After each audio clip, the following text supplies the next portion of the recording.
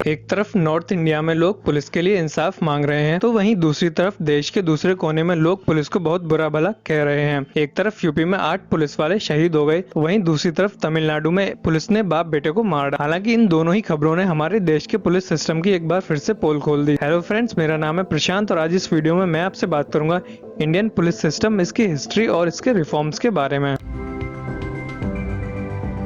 हमारा police system अंग्रेजों के बनाए कानून के ऊपर टिका हुआ है। साल 1861 में ब्रिटिश सरकार ने पहली बार इंडियन काउंसिल एक्ट बनाया। इसके बाद इंडिया में पहली बार पुलिस ब्यूरोक्रेसी की स्थापना हुई, जिसमें हाईएस्ट रैंक इंस्पेक्टर जनरल की हुआ करती थी। साल 1902 में इस एक्ट में पहला अमेंडमेंट हुआ और लॉर्ड कर्जन एक नया प्रपोजल लेकर आए, जिसमें लिखा हुआ था कि ब्रिटिश इंडिया में इंडियंस को भी ऑफिसर रैंक पर अपॉइंट कर सकते हैं। और फिर 1920 में सर्विस एग्जाम्स में भी इंडियंस को अलाउ कर दिया गया। इंडियन पुलिस कोई फोर्स नहीं है, बल्कि एक सर्विस है जो कि चीफ ऑफ स्टेट के कंट्रोल में होती है। हालांकि हमारी पुलिस पर corruption, harassment, brutality, custodial murders जैसे गंभीर आरोप लगते हैं और ये चीजें कई सालों से चलती आ रही हैं। आखिर क्या रीजन है जिसकी वजह से हमारा पुलिस सिस्टम आज भी इतना पिछड़ा हुआ है और देशों के मुकाबले? आइए जानते हैं। देश के सबसे मुश्किल एग्जाम यूपीएससी को पास करने के बाद आईएएस, आईपीएस करने वाले लोग सर्विस में जाने के बाद करप्ट क्यों हो जाते हैं, इस सवाल का जवाब अभी तक किसी के पास नहीं है। 2016 से 2019 तक 86 आईएएस, आईपीएस और आईआरएस ऑफिसर्स को सीबीआई ने करप्शन के चार्जेस में बुक किया है। पुलिस और रिश्वत का क्या कनेक्शन है, शायद ही किसी को इसके बारे में ना पता हो। साल 2019 की ब्राइवरी लिस्ट बताती है कि अकेले 2019 में ही 892 करप्शन के केस दर्ज हुए, जिसमें महाराष्ट्र पुलिस डिपार्टमेंट के खिलाफ सबसे ज्यादा केस दर्ज किए गए। अक्सर आपने कई वीडियोस देखे होंगे जिसमें पुलिस किसी को पीट रही होती है, या फिर कभी ना कभी आपको भी पुलिस ने रास्ते में रोक लिया होगा, या फिर जब कोई प्रोटेस्ट होता है तब पुलिस लोगों पर लाठी चार्ज करती है। ऐसा इसलिए होता है क्योंकि हमारे पुलिस डिपार्टमेंट में प्लानिंग एंड एग्जीक्यूशन की कमी है। हमारी पुलिस ज्यादातर ऑर्डर ऊपर से मिलने के बाद ही काम करती है और जैसे ही कोई ऑर्डर मिलता है बिना सोचे समझे उसको पूरा करने में लग जाते हैं। पुलिस डिपार्टमेंट में ऐसे लोगों की कमी है जो ये सोच सकें कि उनके एक्शन का लोगों पर क्या असर पड़ेगा, कहीं किसी की जान तो नहीं चली जाएगी। जैसा कि तमिलनाडु में हुआ, जहां एक बाप बेटे को पुलिस ने कर्फ्यू में दुकान खोलने के लिए गिरफ्तार किया और फिर इतना मारा कि दोनों की मौत हो गई।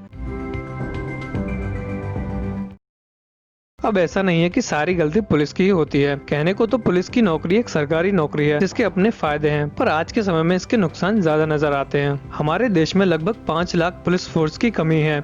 यूपी, महाराष्ट्र, गुजरात में जितने पुलिस वाले होने चाहिए उससे भी आधे हैं। Bureau of police research and development का डेटा बताता है कि यूपी में 3,68,618 पुलिस पद हैं, जबकि कुल 1,73,341 पद ही भरे हुए हैं। इतने पुलिस वालों की कमी के बावजूद भी हमारे देश के 56,000 पुलिस वाले सिर्फ वीआईपी लोगों की प्रोटेक्शन में लगे हुए हैं। साल 2017 में एक शॉकिंग न्यूज सामने आई जिससे ये पता चला कि एक वीआईपी की सुरक्षा में 3 पुलिस वाले लगे हुए हैं, जबकि 663 आम लोगों की सुरक्षा के लिए सिर्फ 1 पुलिस वाला अवेलेबल है।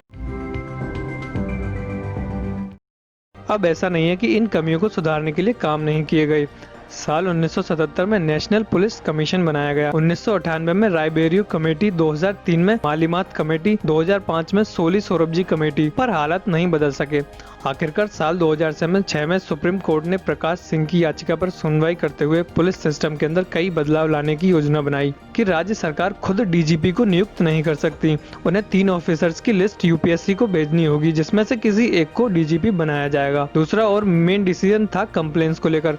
अगर किसी डीएसपी या डीएसपी से नीचे की रैंक के ऑफिसर्स के खिलाफ कोई कंप्लेन आती है तो उसके लिए डिस्ट्रिक्ट जज और रिटायर्ड हाई कोर्ट के जजों की एक टीम बनाई जाएगी। लेकिन इस कानून में एक लूप होल था जिसका फायदा हर राज्य सरकार ने उठाया। ये कानून तभी तक वैलिड था जब तक राज्य सरकारों का खुद का कोई कानून नहीं होता और इन सब से राज्य सरकारों का पुलिस पर से कंट्रोल भी खत्म हो जाता।